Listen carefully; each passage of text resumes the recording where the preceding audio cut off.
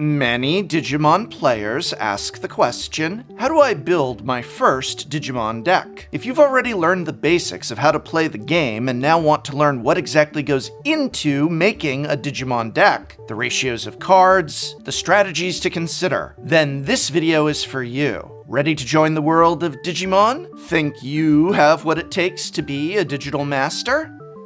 Now that you've learned how to play the Digimon TCG, you may find yourself wanting to build your very own Digimon deck, or even attend anything from a local Digimon competitive event to the big Digimon Card Game Fest happening this March in locations around the world. In fact, that's the sponsor of this video. Bandai is so excited about Digimon Card Game Fest and the release of the newest set, Next Adventure, that they sent me a free box and sponsored this deck building guide. While this video will use examples from throughout Digimon's current sets, Next Adventure is the newest Digimon set, loaded with powerful cards and exciting new Digimon to build and brew with.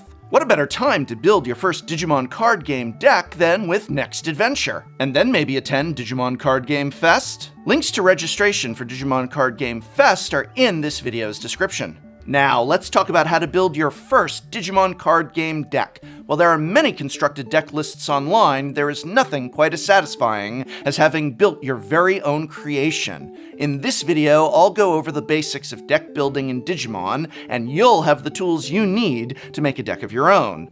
Please note that even if you are viewing this video at a later date, the templates, lessons, and advice is still valid and hopefully still helpful. Let's begin. Let's begin with a review of what a Digimon deck must contain. Each Digimon deck must contain 50 cards. These consist of Digimon cards, option cards, and tamer cards. In addition, you may have a Digitama deck of up to 5 egg cards. You can have up to 4 identical cards per deck. The card identity is determined by the card number, not the card name. For example, here you can see 2 cards both called Gabumon, but they are not considered the same card since they have different card numbers. On the left is EX1-011, and on the right is BT1-029. Both are different cards, and you can have up to 4 of each in a deck. There are no rules as to which colors can go in a deck. However, you may notice most decks stick to one color.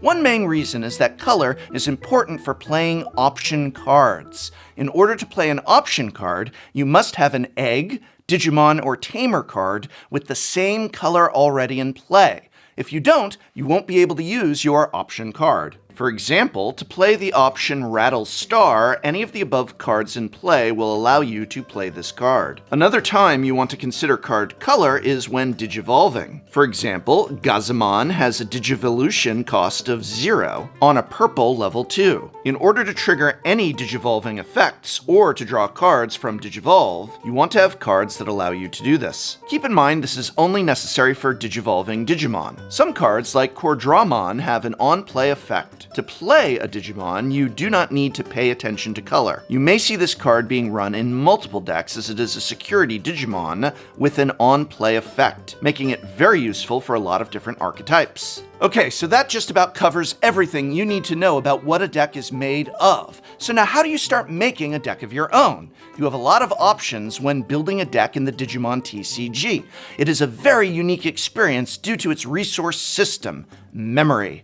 This means you don't need to include your resource when planning your deck, unlike games such as Magic the Gathering, where you need to plan for mana, or Pokémon, where you need to plan for energy. These basic guidelines should be all you need to know to get started. Red is all about getting large Digimon with lots of DP, swinging for multiple security checks, and blowing up your opponent's Digimon. Blue is about drawing cards, removing your opponent's Digivolution sources, and swinging multiple times with a Digimon per turn. Yellow is about control and security recovery. Yellow has many cards that allow you to delete Digimon by reducing their DP, give negative security checks, and allows you to add cards to your own security stack as well. Green is about getting big Digimon quickly by reducing your Digivolution costs and suspending your opponent's Digimon to gain advantage. Black is about filling your board with blockers to protect your security and has many good utility options to delete your opponent's board. Purple is all about putting cards into your trash and utilizing your trash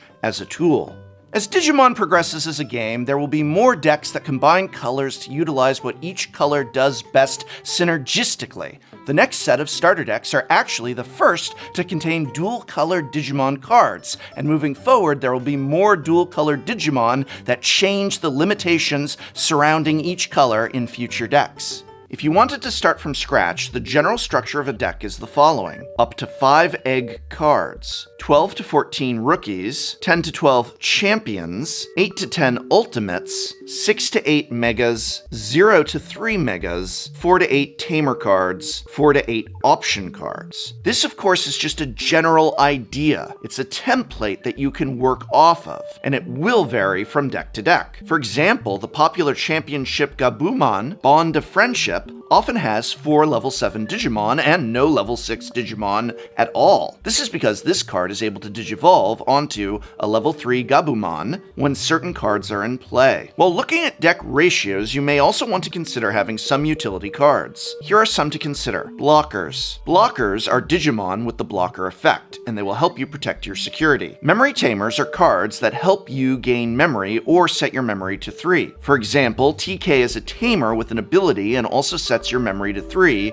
every turn. Search cards are cards that let you find the cards you need. For example, Agumon lets you reveal the top 5 cards of your deck, and if there is a tamer, you can put it in your hand. This is a great card with strategies that require your tamer to be in play, as it allows you to get your tamer faster. Memory blockers. Memory blockers are cards that allow you to control your opponent. A memory blocker has an all-turns effect that stops your opponent from gaining memory with anything other than a tamer card. Memory is very important to gain advantage, so taking away the ability can really slow your opponent down. Hybrids are a newer addition to the TCG. These are Digimon that can digivolve on top of tamers as if they were a level 3 Digimon. These cards are helpful as they can be a surprising game ender as you can attack with them after digivolving. Keep in mind, running these Digimon, you should also have access to a lot of tamers so you can use their ability. Finally, you want to consider cards with security effects that will help your strategy. Security effect cards are option cards and/or security Digimon that you think would be beneficial to see if your opponent was checking your security. Hammerspark, for example, when checked in security, allows you to gain 2 memory, which could potentially alter or even end your opponent's turn. Gaia Force, when checked in security, can delete one of your opponent's Digimon. Shademon is a blocker that battles when checked in security and then comes into play after. All of these cards could alter your opponent's turn and the state of the game.